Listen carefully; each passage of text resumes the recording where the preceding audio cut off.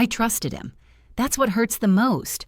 When you're 77 years old and your nephew, your own flesh and blood, offers to help you with something as simple as updating your passwords, you don't think twice. You don't imagine that in 3 hours your entire life savings will be gone, that every account you've spent decades building will be locked, that you'll be sitting in your kitchen in Scottsdale, Arizona, staring at your laptop screen with a sinking feeling in your stomach, unable to log into your own bank account. But that's exactly what happened to me. My name is Marianne, and I'm going to tell you a story that still makes my hands shake when I think about it. A story about betrayal, about fighting back, and about how close I came to losing everything I'd worked for my entire life. This isn't one of those stories you read about happening to someone else. This happened to me.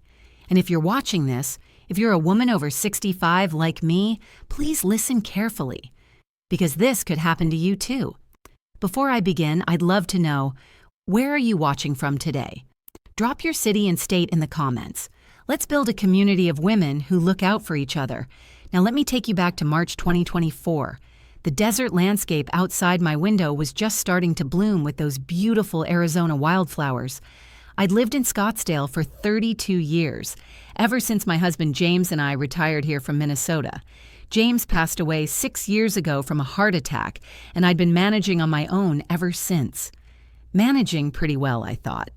I had my routines, my book club on Tuesdays, volunteering at the community center on Thursdays, my watercolor painting class on Saturday mornings. I wasn't some helpless old woman who didn't understand technology. I had a laptop. I paid my bills online. I video called my daughter in Seattle every Sunday. I was doing just fine. But I'll admit, all the news about cybersecurity and hackers had been making me nervous. Every time I turned on the television, there was another story about someone getting scammed, about passwords being stolen, about accounts being hacked. My bank had even sent me a letter recommending I update all my passwords and enable something called two-factor authentication. I stared at that letter for 3 days, trying to work up the courage to deal with it. The truth is, I had the same passwords for almost everything. I know. That's exactly what you're not supposed to do. But I had a system that worked for me. Passwords I could remember. Combinations of James's birthday, our anniversary, our daughter's name. Simple things that made sense to me. But that letter kept nagging at me. What if someone did hack into my accounts?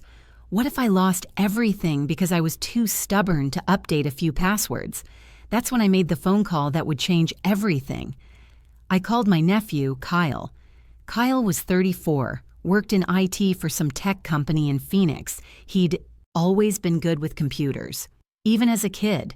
At family gatherings, he was the one everyone turned to when their phones weren't working or their Wi-Fi was acting up. "Aunt Marianne," he'd answered on the second ring, his voice warm and friendly. "This is a nice surprise. How are you doing?" "I'm doing well, sweetheart," I'd said, feeling a little foolish even bringing it up. "Listen, I have a question for you. I got this letter from my bank about updating my passwords and this two-factor thing, and I'm just not sure I'm doing it right. Would you mind helping me figure it out?" There was a pause on the other end. Then Kyle said something that should have been my first warning sign, but at the time, it just sounded considerate. "You know what, Aunt Marianne? That stuff can be really tricky to explain over the phone. Why don't I come by this Saturday? I can sit down with you and we'll get everything updated properly. Make sure you're fully secure. It'll take maybe an hour, 2 tops." Relief washed over me. "Oh, Kyle, that would be wonderful. Are you sure you don't mind?" "Of course not. Your family. Besides, this is important. You'd be surprised how many people our age, older people, get targeted by hackers because their passwords aren't secure enough." Older people. The phrase stung a little, but I brushed it off. He was trying to help. We set it up for Saturday afternoon, March 16th. I even made his favorite lemon pound cake, the recipe his mother, my sister Claire, used to make before she passed away from breast cancer 10 years ago. I thought it would be nice, a little thank you for taking time out of his weekend to help his elderly aunt. Kyle arrived right on time, 2 p.m., driving his black Honda Civic. He was dressed casually in jeans and a polo shirt, carrying a small backpack. He'd put on some weight since I'd last seen him at Christmas, and his sandy blonde hair was getting thin on top. But his smile was the same, that easy, charming smile that had always made him everyone's favorite. "Something smells amazing," he said as he hugged me at the door. "Lemon pound cake just like your mother used to make." His eyes lit up. "You didn't have to do that, Aunt Marianne." "Of course I did. Come in, come in." My laptop set up at the kitchen table. We sat down and Kyle pulled his chair close to mine. Too close, I realize now. Close enough that he could see everything on my screen, every keystroke. "Okay," he said, opening his backpack and pulling out a small notebook. "Let's start by making a list of all your accounts. Bank accounts, email, social media, anything that has a password. We want to make sure we secure everything." I started listing them off. My bank, Wells Fargo. My email, an old Yahoo account I'd had for 20 years. My Facebook account where I kept in touch with old friends from Minnesota. My Amazon account. My medical portal for the Mayo Clinic. Kyle wrote each one down carefully in his notebook. "Great. Now, do you know roughly how much is in your bank account? Just so we can verify everything's correct after we update the security." I should have found that question strange. Why would he need to know how much money I had? But I didn't think about it. This was Kyle. This was family. "Well, let's see," I said, logging into my Wells Fargo account. "I have about $180,000 in my savings account. That's from James's life insurance and what we saved over the years, and about $45,000 in checking. Then I have my investment account with Fidelity. That's got about $55,000 in it." Kyle nodded, writing everything down. $280,000 total. My entire life savings, earned over 43 years of marriage, 2 decades of James working as an electrical engineer, my own career as an elementary school teacher. Every penny we'd saved, every sacrifice we'd made, every vacation we'd skipped to build our nest egg. I just told him exactly what he wanted to know. "Perfect," Kyle said. "Now, here's what we're going to do. I'm going to update each password to something really secure, a mix of letters, numbers, and symbols that would be almost impossible to hack. I'll write each one down for you in this notebook, and then you can change them later to something you prefer. But at least you'll be secure in the meantime. Sound good?" "That sounds perfect," I said, smiling at him. For the next hour, Kyle worked methodically through each account. He'd type away on my laptop, occasionally asking me to verify a security question or confirm a text message code that came to my phone. Each time, I handed him my phone without hesitation. "Can you read me that code?" he'd ask. 573291, I'd say. He'd type it in and we'd move on to the next account. But what I didn't know, what I couldn't have known from where I was sitting, was that Kyle wasn't just updating my passwords. He was methodically locking me out of my own life. He changed my email password and immediately updated the recovery email to one I'd never seen before. He enabled 2-factor authentication on my bank accounts, but he linked it to his phone number, not mine. He changed every security question to answers only he would know. He even went into my phone settings when I went to the bathroom and forwarded all my text messages to his number. I came back to find him smiling at his work. "All done, Aunt Marianne. You're all set up and secure now." He handed me the notebook. Inside were 10 passwords, each a random string of letters and numbers. "Keep this somewhere safe," he said. "Maybe in your bedroom drawer. You don't want anyone finding this." "Thank you so much, sweetheart," I said, hugging him. "Let me pack up some of that cake for you." We chatted for another 20 minutes while he ate a slice of cake. He asked about my watercolor class, about my book club, about whether I'd heard from my daughter lately. Normal conversation, family conversation. There was nothing in his demeanor that suggested what he'd just done. When he left, he hugged me at the door. "Love you, Aunt Marianne. Stay safe." "Love you too, sweetheart." I closed the door feeling grateful, feeling relieved, feeling like I'd finally done the responsible thing by securing my accounts. I had no idea I'd just handed a thief the keys to my entire life. 3 days passed, normal, quiet days. I painted in the morning, went to my book club on Tuesday evening where we discussed The 4 Winds by Kristen Hanna, had lunch with my friend Barbara on Wednesday. Thursday morning, March 21st, I woke up early. The sun was just starting to rise over the McDowell Mountains, painting the sky in shades of orange and pink. I made my coffee, black, no sugar, the way I'd been drinking it for 50 years, and sat down at my kitchen table with my laptop. I had a few bills to pay: electric, water, my car insurance. I logged into my Wells Fargo account, or at least I tried to. Password incorrect. I frowned. I pulled out Kyle's notebook from my bedroom drawer and carefully typed in the password he'd written down for my bank account. Character by character. Capital L, lowercase r, the number 7, an exclamation point, lowercase m, and so on. Password incorrect. A flutter of worry started in my chest. I tried again, even more carefully this time. Password incorrect. Your account has been locked due to multiple failed login attempts. Please contact customer service. My coffee went cold as I stared at that message. Locked out. How was I locked out? Kyle had just set this up 3 days ago. I called Wells Fargo customer service. 38 minutes on hold. Finally, a representative named Jennifer came on the line. I'm locked out of my account, I explained. I tried to log in and it says my password is incorrect. I can help you with that, ma'am. Can I have your account number, please? I provided it. And can you verify your date of birth? I did. And what's the email address associated with this account? I started to give her my Yahoo email, the one I'd had for 20 years. I'm sorry, ma'am, that's not the email we have on file. The email associated with this account is kylemorris2024@gmail.com. My blood went cold. That's not my email, that's my nephew's email. I understand your concern, ma'am, but I can only provide account access to the person listed on the account. If you're saying this isn't your email, then I need to verify your identity through other means. Can you answer the security questions on file? Yes, of course. What is your mother's maiden name? That was easy. Sullivan. I'm sorry, that's incorrect. The answer on file is Rodriguez. Rodriguez? My mother wasn't Hispanic. Her name was Margaret Sullivan. She'd never been anywhere near Rodriguez.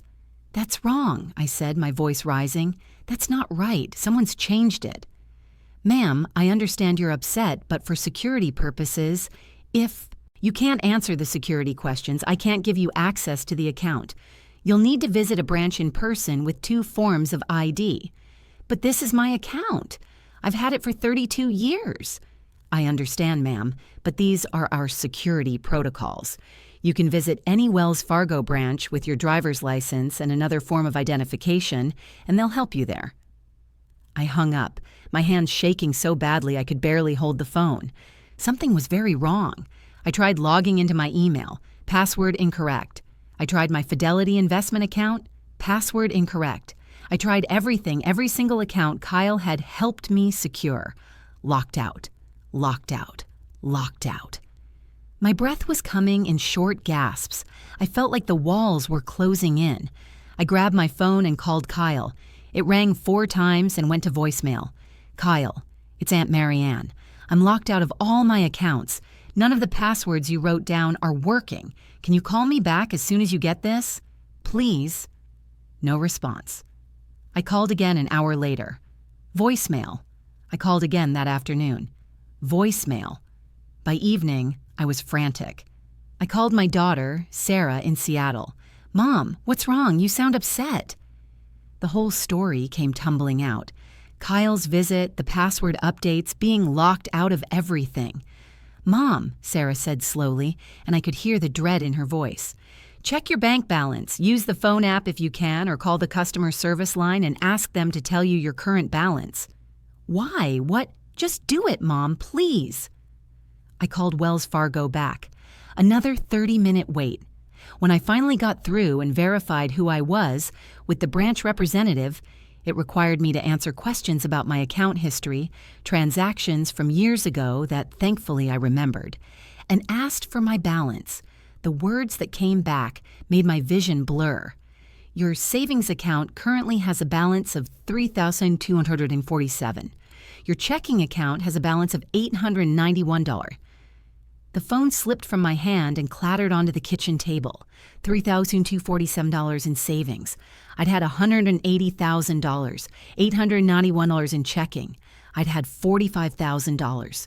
Over $220,000 was gone, just gone. "Mom? Mom?" Sarah's voice was shouting from my phone. I picked it up with numb fingers. "It's gone," I whispered. "Sarah, the money's gone." "Did you authorize any large transfers?" No, I didn't do anything." "When were the transfers made?" I asked the Wells Fargo representative to check. She put me on hold for what felt like hours. When she came back, her voice was gentle, pitying. "Ma'am, I show multiple large transfers made over the past 3 days. On March 19th, $50,000 was transferred to a Venmo account. On March 20th, 3 separate transfers totaling $120,000 were made to various external accounts. On March 21st, that's today, $50,000 was transferred this morning to a cryptocurrency exchange." If you're watching this and you've ever experienced betrayal, if you've ever felt your world crumble beneath your feet, please take a moment and hit that subscribe button. This community is for all of us who've survived the unthinkable. We need to stick together. "Mom, you need to call the police right now," Sarah was saying. "Right now. And we need to call the FBI. This is wire fraud. This is interstate financial fraud." "Sarah, I don't even know what—" "Mom, listen to me. Kyle stole your money. Your nephew stole your life savings. We're going to get it back, but you need to report this immediately."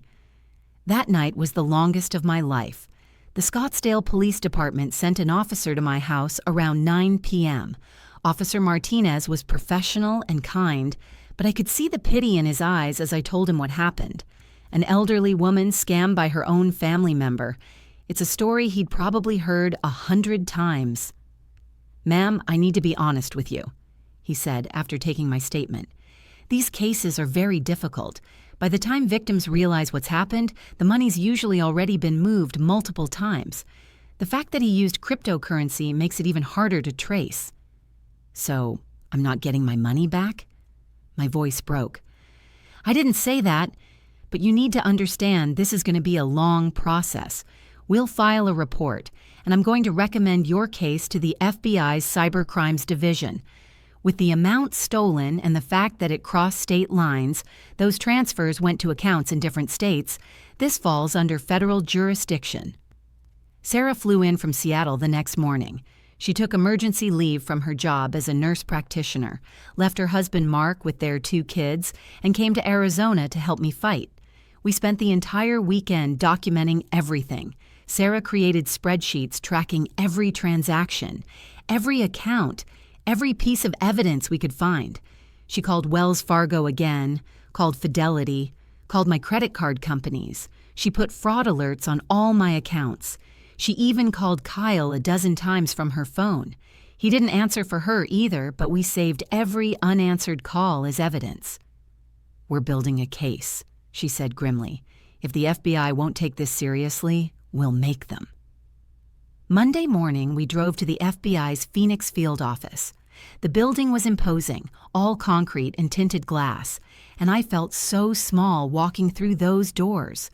We'd called ahead and had an appointment with Special Agent David Chen from the Cyber Crimes Unit.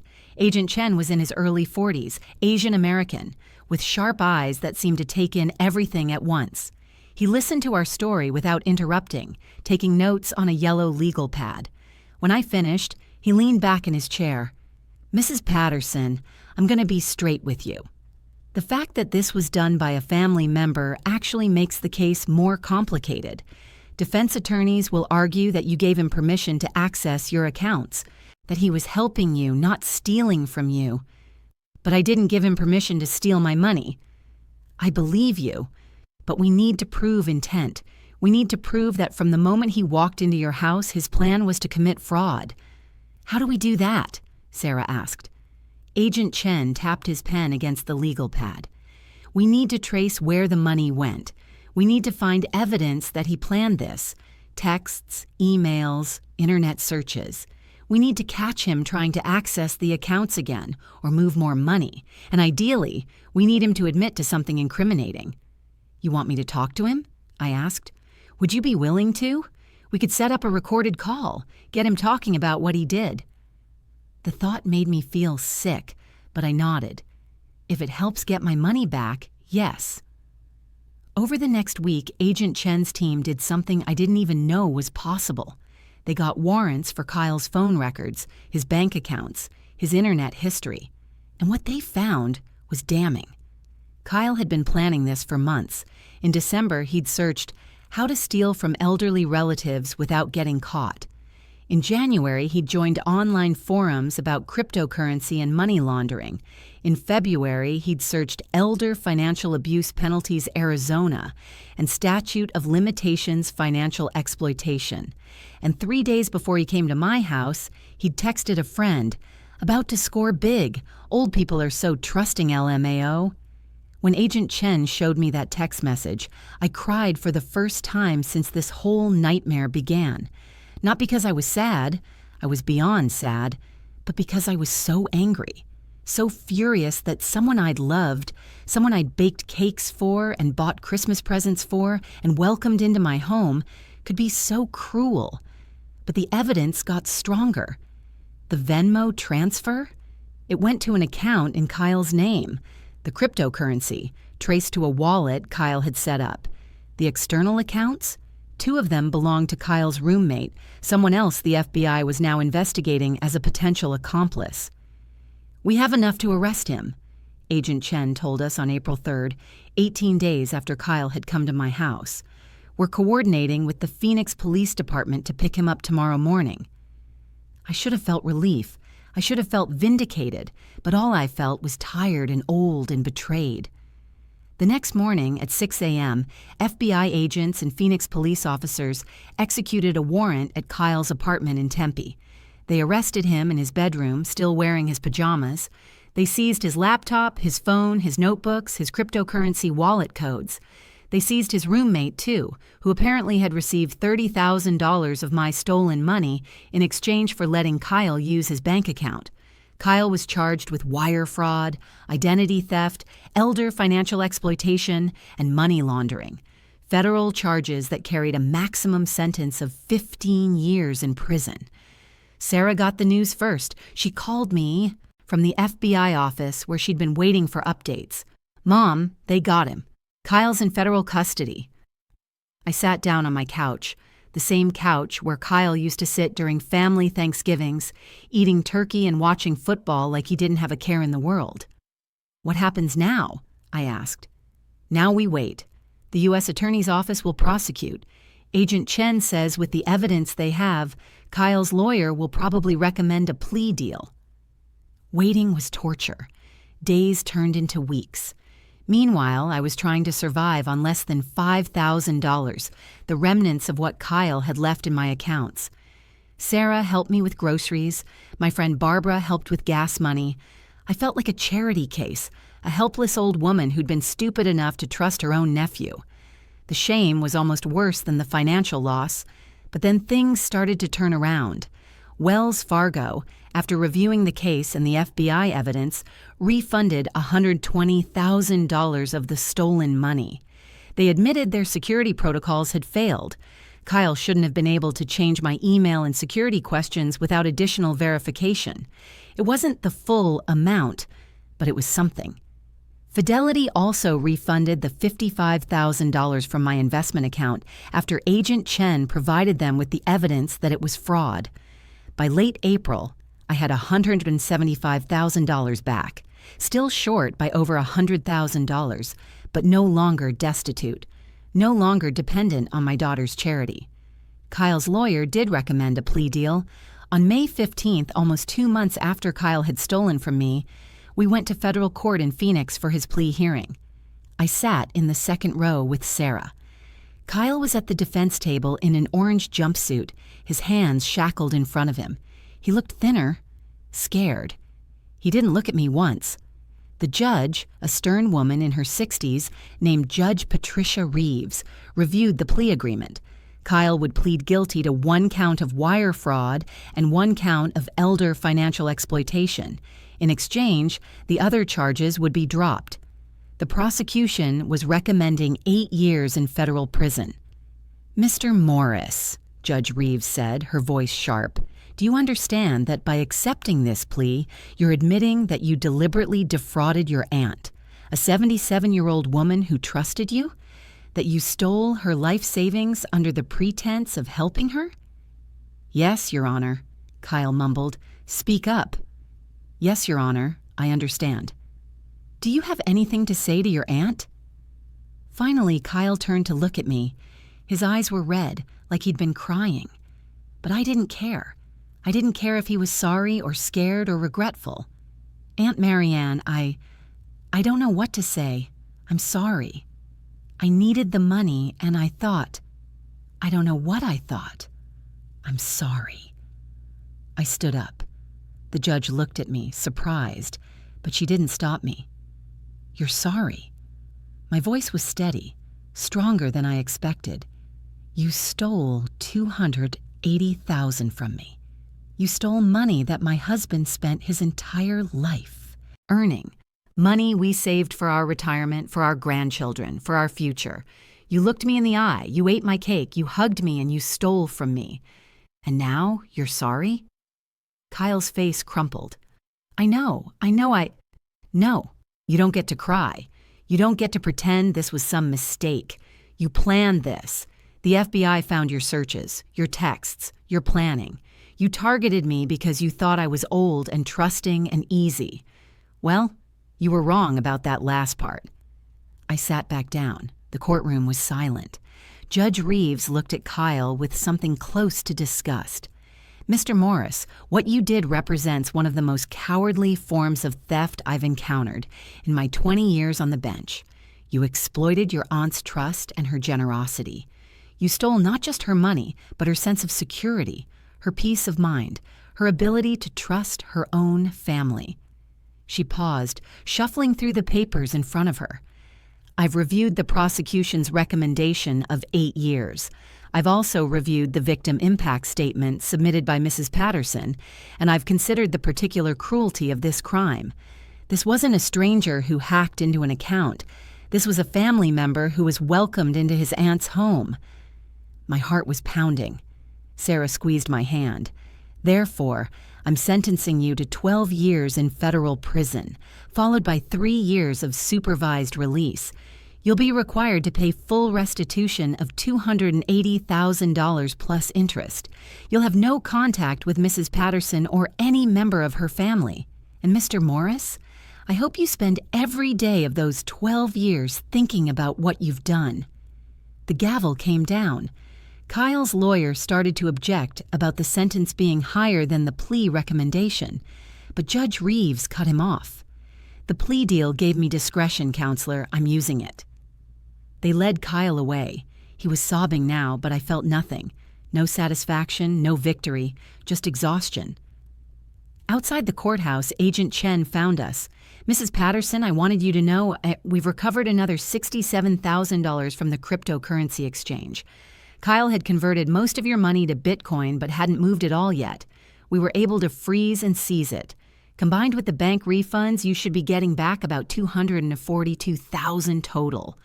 I did the math in my head. I was still short $38,000, but $242,000 was more than I'd had a few weeks ago. It was enough to live on, enough to rebuild. "Thank you," I said to Agent Chen, "for everything, for taking this seriously when you could have dismissed it as a family matter.